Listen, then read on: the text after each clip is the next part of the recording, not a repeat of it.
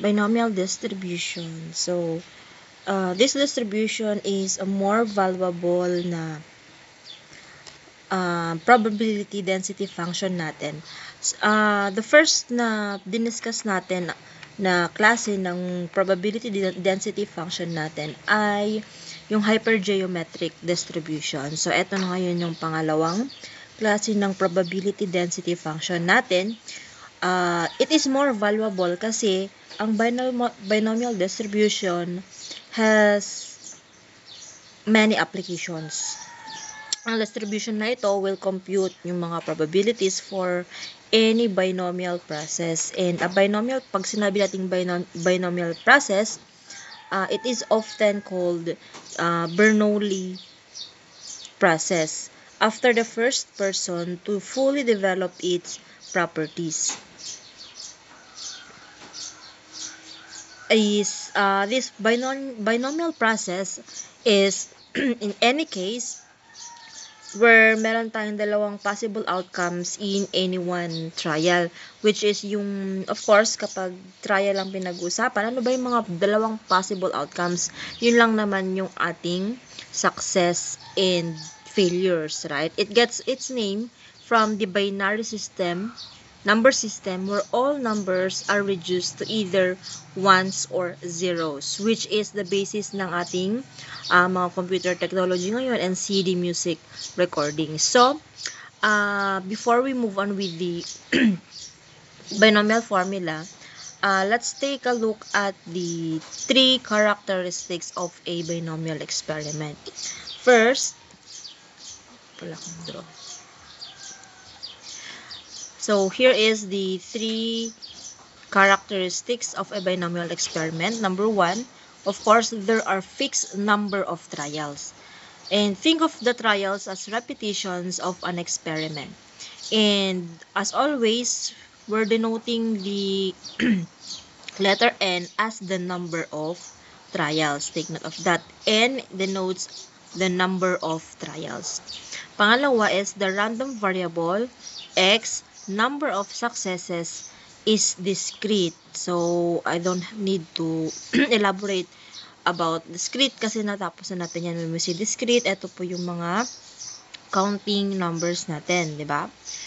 And the other characteristics of a binomial experiment is there are only two possible outcomes. Kaya nga siya bi. Kasi dalawa lang yung possible outcomes niya. Bi means two. Therefore, these two possible outcomes, nasabi ko na pala kanina to, ay yung ating success or either failure lang yung magiging outcome for each trial natin.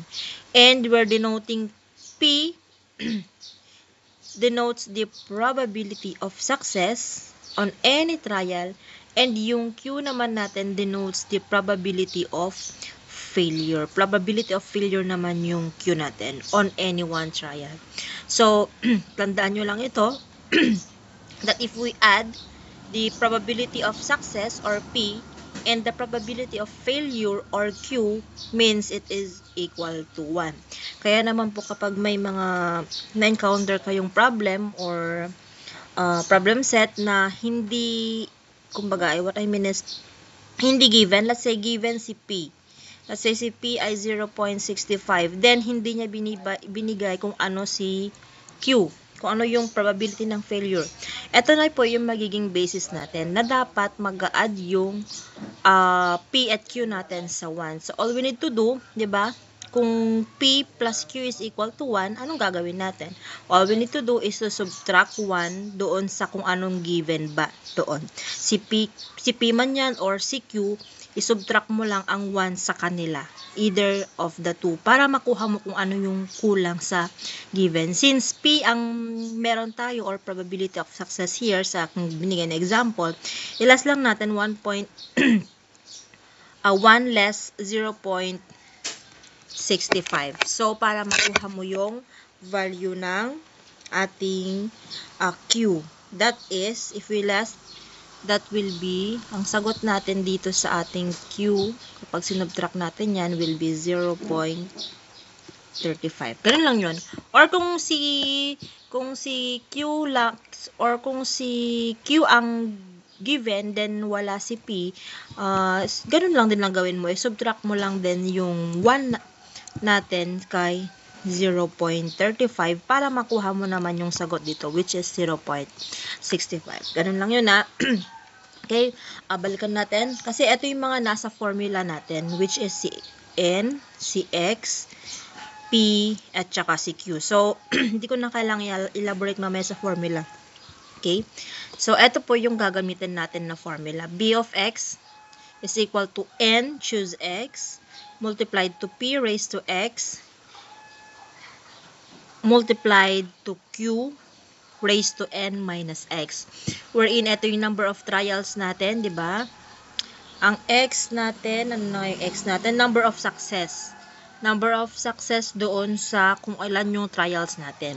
Si P ay yung probability ng success. Si Q yung probability ng failure natin. Okay, so ito lang, dito lang iikot ang ating mundo sa formula ng binomial distribution. So let's have an example. Suppose you play a game that you can only either win or lose. So meron tayong dalawang possible outcomes. Meaning to say, this is a binomial distribution. The probability that you win a game is 55% and the probability that you lose is 45%. So we have seen yung given na natin ng probability ng success natin, which is 55% or that is 0.55. And yung probability ng ating failure ay 45% or that is 0.45. So, continue natin. Each game you play is independent. And if you play the game 20 times, yan na po yung ating number of trials. Meron na tayong 20. So, write the function that describes the probability that you win 15 out of the 20 times na paglalaro mo. Okay, yung 15 dyan, yan yung X na natin. 15 out of, ano yung probability na mananalo ka? 15 times out of 20 times. Okay, but ang tinatanong lang dito ay, ang hinihingi lang niya, write the function that describes the probability. So, if you're going to write the function, baka si red, ayan. If we're going to write the function, it will be, only be, kung ano yung X, yun lang yun. Ilturan mo lang the probability of X is equal to 15. Kasi yan lang naman yung hinahanap niya, diba? The probability that you win 15 out of 20 times. Yan yung hinihingi niyang function. But let us try to solve kung ano ba ang magiging sagot, ano ba yung binomial distribution natin dyan kapag sinunod natin yung ating formula. Okay? So, yung formula natin kanina ay ito. Okay? So, I'm going to write B of X is equal to yung N natin is 20, choose 15. Diba? Pag naman nakakita kayo ng ganyan na sa formula or sa mga solution, wag nyo lang kakalimutan yung combinatorial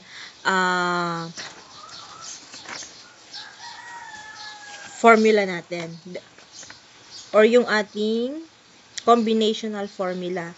Diba? Pwede nyo yung gawin sa calculator. Yung tinuro ko lang, yung may, kung ganyan, ang pwede rin kasi natin itong isulat as 20, choose 15. Diba? Pero mostly kasi sa formula, ganito lang talaga siya. Nakapaloob sa parenthesis, then taas at saka baba lang siya.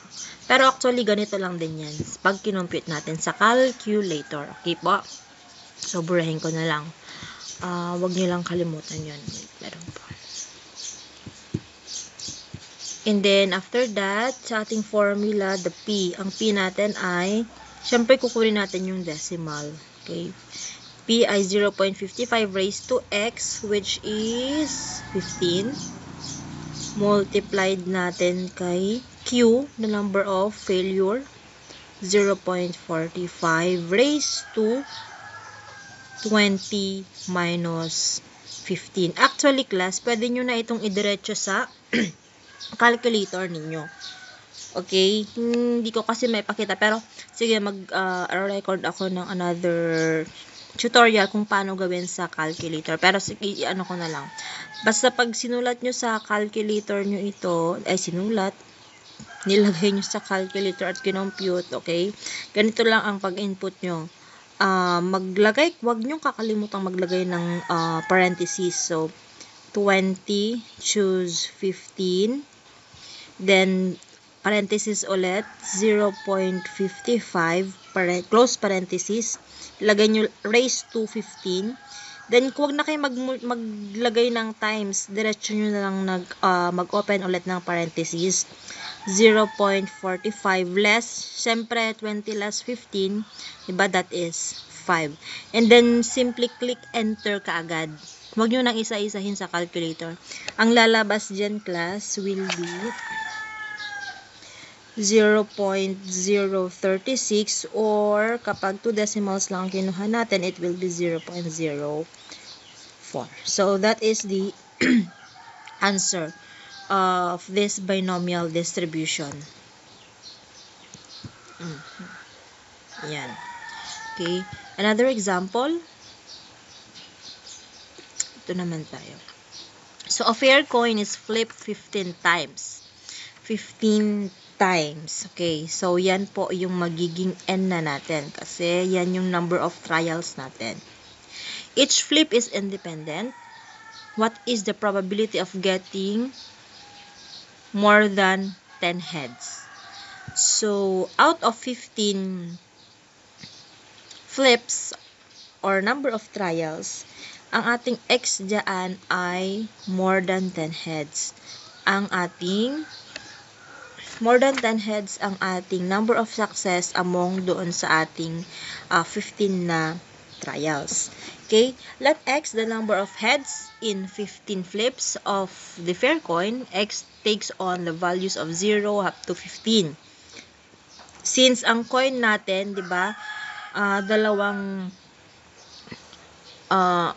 it is fair kasi head and tail lang naman. Therefore, ang probability ng success at ang probability ng failure natin yan ay 50-50. Or simply, ang probability of success natin ay 0.5 and the probability of failure is 0.5. Kasi nga 50-50. Fair yung coin natin. Diba? Hindi naman tatlo yung face ng coin kundi dalawa lang. Head and tail. So, 50-50 yung probability. The number of trials is n, 15. State the probability question mathematically. Same with dito kanina. If we're going to state the probability mathematically, ganito lang ang magiging itsura nun, okay? And yung x natin dito ay 10. But, it is stated here na ano yung probability of getting more than 10 heads. Therefore, pag sinulat natin yung probability question mathematically, sundin natin yung given sa problem. Sabi niya more than. Kaya naman x is not equal kasi more than. Okay, it should be x is great. Ano bang symbol for more than? That is greater than 10. Yan yung ating probability question mathematically pag sinulat natin. Okay? So, if we're going to solve it naman, let's simply follow again this formula. So, it will be b of 10. Yan pala. Kasi yung x natin ay 10, more than 10. So, we're going to follow the formula which is 15 out of 10. 15 choose 10, I should say. Then 0.5 raised to 10 kasi yung x natin ay 10. Then, ang probability ng failure natin ay 0.5 less 15. Yung n natin minus yung x which is 10. And again, pag sinunod natin sa calculator, sige, lagay ko lang din para hindi makalimutan na. Lagay nyo sa calculator, huwag kalimutang maglagay ng parentheses. 15 choose 10 multiplied to 0.5 raised to 10, then 0.5 raised to 15 minus 10 is 5. Diretso nyo lang ulit sa calculator yan, then magpapakita yung sagot na 0.5 0.91 or simply 0.09. So, yan ang sagot natin dyan sa example 4.3. Now, it's time for you to solve on your own. So, solve the following problem by using the binomial formula. So, given na hindi na siya in problem, in situational, pero given na kung ano yung N, ano yung P, and kung ano yung probability na hinahanap. Yung X natin ay 3. But, the question is, ang wala dito ay yung Q. So, Q yung wala. Para makuha nyo yon, balikan nyo lang to kung ano yung sinabi ko dito. Okay? You do it on your own and let's check it next meeting.